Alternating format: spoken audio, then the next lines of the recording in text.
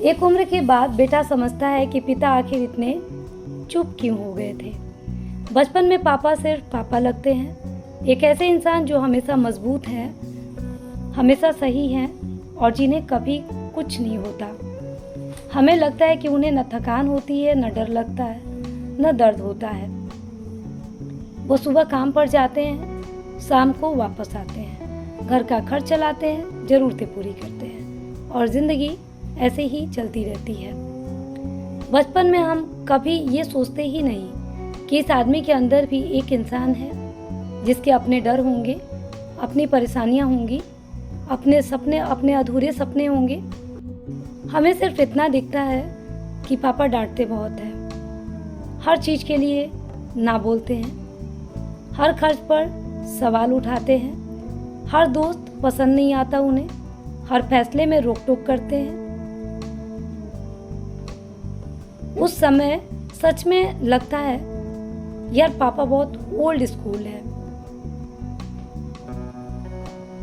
जब दोस्त रात तक बाहर घूम रहे होते हैं और पापा बार बार फोन करते हैं, कहाँ हो, कितनी देर और, घर कब आओगे, तो इरिटेशन होती है। जब किसी चीज के लिए पैसे मांगो और पापा कहते हैं अभी जरूरत नहीं है, तो गुस्सा आता है। जब वो कंपेयर करते हैं, डिसिप्लिन की बात करते हैं, फ्यूचर की चिंता करते हैं, तो लगता है कि वो अननेसेसरीली स्ट्रिक्ट है। लेकिन एक चीज उस समय समझ नहीं आती कि पिता का दिमाग हमेशा भविष्य में चलता है। बेटा आज में जी रहा होता है, पिता आने वाले 10 साल सोच रहा होता है।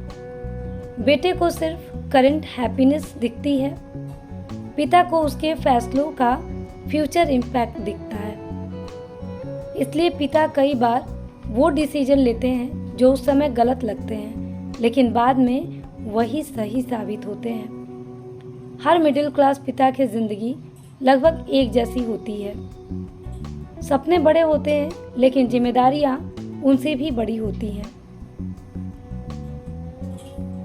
वो जब जवान होते हैं तब उनके भी सपने होते हैं। किसी को घूमना होता है, किसी को बड़ा बिजनेस करना होता है, किसी को अपने लिए कुछ खरीदना होता है।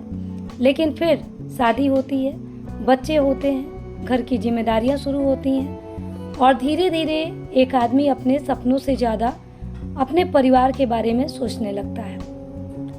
यही वो फेज होता है जहाँ एक लड़का पिता बनता है। उस दिन के बाद उसकी ज़िंदगी सिर्फ उसकी नहीं रहती, उसकी सैलरी आने से पहले ही डिवाइड हो चुकी होती है।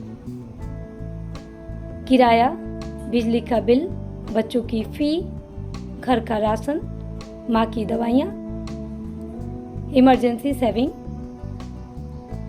और इन सब के बाद अगर कुछ बच जाए तो शायद वो अपने लिए कुछ सोचता है। लेकिन ज़्यादातर फादर्स के हिस्से में अपने लिए कुछ बचता ही नहीं है।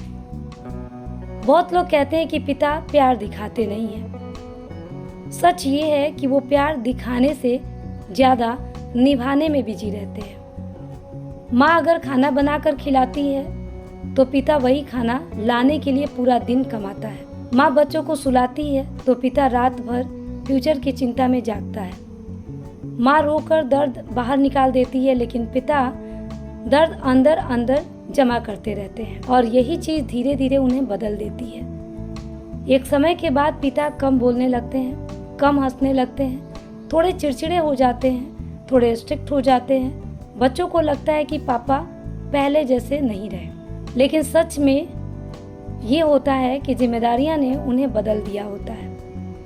कई बार पिता को खुद नहीं पता होता कि वो आखिरी बार खुलकर कब हंसे थे, क्योंकि उनके दिमाग में हमेशा कुछ न कुछ चल रहा होता है। लोन कैसे भरेगा, बच्चों का फ्यूचर क्या होगा, घर कैसे संभलेगा, बुढ़ापे का क्या होगा, और सबसे बड़ी बात, अगर मुझे कुछ हो गया तो। ये डर शायद हर पिता के अंदर होता है, लेकिन वो कभी नहीं बोलते, क्योंकि उन्हें पता होता है कि अगर वो डर गए तो पूरा परिवार डर जाएगा। इसलिए वो स्ट्रांग बनने का नाटक करते रहते हैं।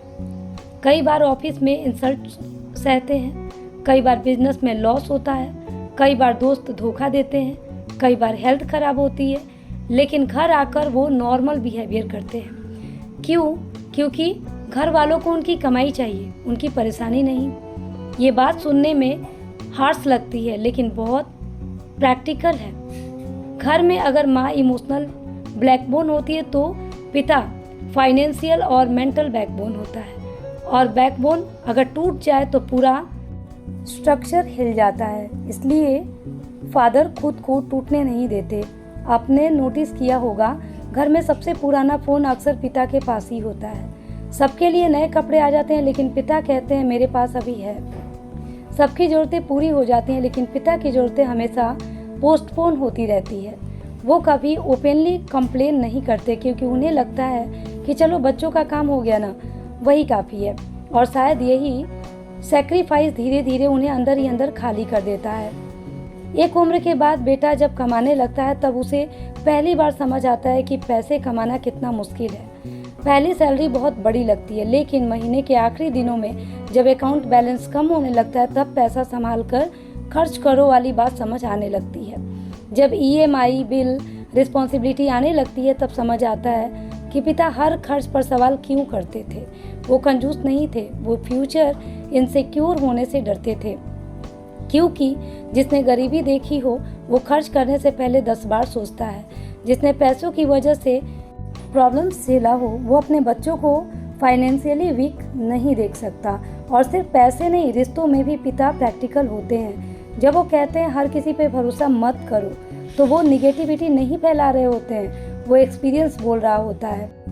उन्होंने लोगों को बदलते देखा होता है, मतलब निकलने के बाद दूर जाते देखा होता है, ज़रूरत के समय गायब होते हुए देखा होता है। इसलिए वो अपने बच्चों को इमोशनली सेफ रखना चाहते हैं। लेकिन उस समय बेटा सोचता है पापा बहुत निगेटिव सोचते हैं। फिर ज़िंदगी धीरे धीरे वही लेसन प्रैक्टिकली सिखाती है। जब कोई अपना बदल जाता है तब दोस्त मतलब के निकलते हैं। जब ट्रस्ट टूटता है तब पिता की बातें याद आती है। और सबसे पेनफुल रियलाइजेशन तब होती है जब बेटा खुद स्ट्रेस में जीना शुरू करता है, जब रात को नींद ना आए, जब फ्यूचर का डर लगने लगे, जब जिम्मेदारियां सिर पर हो, तब अचानक पिता की खामोशी समझ आने लगती है।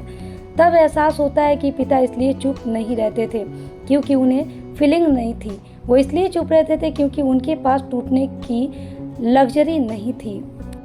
समाज ने फादर्स को इमोशनल होने की परमिशन नहीं दी है। अगर माँ रोती है तो लोग कहते हैं बेचारी परेशान है, लेकिन अगर पिता रो दे तो लोग कहते हैं कमज़ोर पड़ गया। इसलिए फादर रोना भूल जाते हैं, वो सिर्फ सहना सीख जाते हैं। और सच कहूँ, घर में सबसे ज़्यादा मेंटली इंसान अक्सर पिता ही होते हैं, क्योंकि उससे सबको उम्मीद होती है। बच्चों को सिक्योरिटी चाहिए, पत्नी को सपोर्ट चाहिए, पेरेंट्स को सहारा चाहिए, समाज को सक्सेस चाहिए, लेकिन उससे कोई नहीं पूछता तुम ठीक हो।